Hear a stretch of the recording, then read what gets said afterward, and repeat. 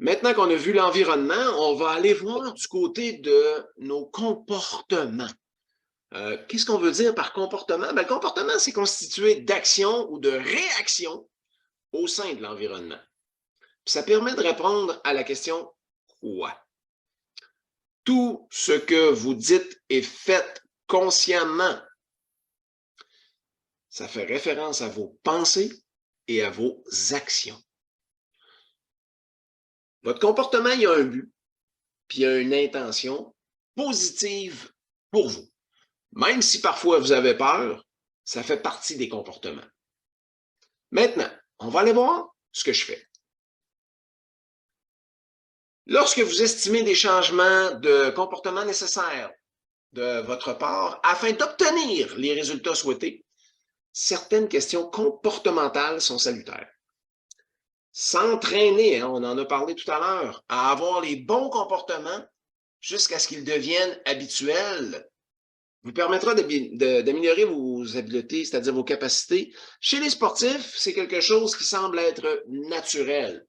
Par contre, quand on va du côté de l'abstrait ou du sentiment ou de la prise de parole en public, parfois ça peut devenir un petit peu plus compliqué. Je vous partage 5 questions juste... Oups, excusez-moi, comme je vous dis, je suis en train d'apprendre également moi aussi à... Je veux aller là, moi. OK. All right. Je vous partage ces 5 questions. Votre comportement favorise-t-il la poursuite de vos objectifs? Je vous donne un exemple.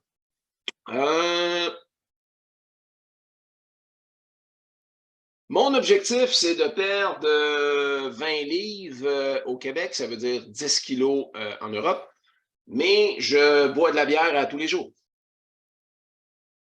Est-ce que mon comportement favorise la poursuite de mon objectif? Pourtant, je m'entraîne fort, mais je continue de faire quelque chose qui m'aide ou qui me nuit. Votre comportement correspond-il à la personne que vous pensez être? Et ça, c'est important. Si vous pensez être battu sur la ligne de départ, tout pilote, tout sportif va vous dire, c'est là qu'on n'est pas. On est tous des gagnants, on est tous des champions. Par contre, si votre comportement correspond à la personne que vous pensez être, il faut faire attention à ne pas avoir la grosse tête non plus. OK? Que faites-vous pour c'est-à-dire pour rendre la vie intéressante et amusante? Vous vous rappelez, tantôt, on a parlé de l'aspect plaisir. On a parlé tout à l'heure, il y a Junior qui nous a partagé justement le plaisir qu'il prend maintenant à transmettre sa passion de la boxe à sa jeune fille et à justement s'entraîner lui-même avec ça. OK? Donc, que faites-vous pour rendre la vie intéressante et amusante? Dans mon cas, apprendre à jouer avec ce nouveau logiciel-là, c'est intéressant puis c'est amusant. OK?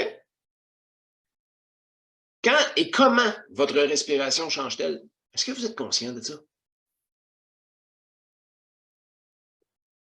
Maintenant, essayez de respirer en 8 secondes. 1, 2, 3, 4, 5, 6, 7, 8. Expirez. 1, 2, 3, 4, 5, 6, 7, 8. Inspirez rapidement maintenant. Là, on le fait consciemment. Mais est-ce que vous portez vraiment attention à votre respiration? Peu importe où ce que vous êtes, peu importe qu'est-ce que vous faites. Puis à quel point vous prêtez attention au comportement des autres? Souvent, quand je travaille avec des athlètes, des pilotes en particulier de BMX, on va avoir l'impression des fois qu'il y a de l'intimidation qui vient de d'autres personnes. Mais quand on se coupe de ça et qu'on se concentre uniquement sur ce qu'on a à faire, curieusement, il se passe une magie.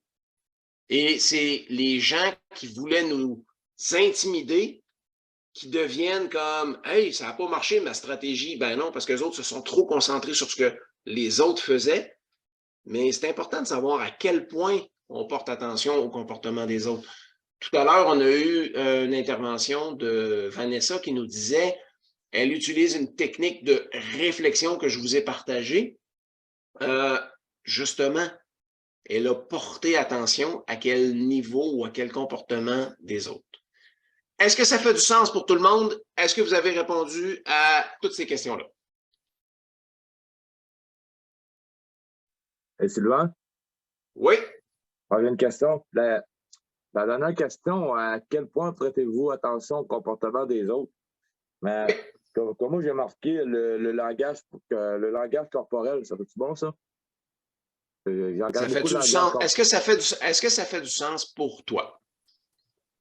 D'après moi, oui, parce que je suis quand même bon pour regarder le langage corporel quand une personne ne va pas bien. Là. Je suis capable de détecter ça tout de suite. Je trouve ça facile. Là. Bon, ben, tu vois, pour toi, à quel point prêtez-vous attention au comportement des autres? C'est ta réponse. OK, c'est bon. Merci. Ben,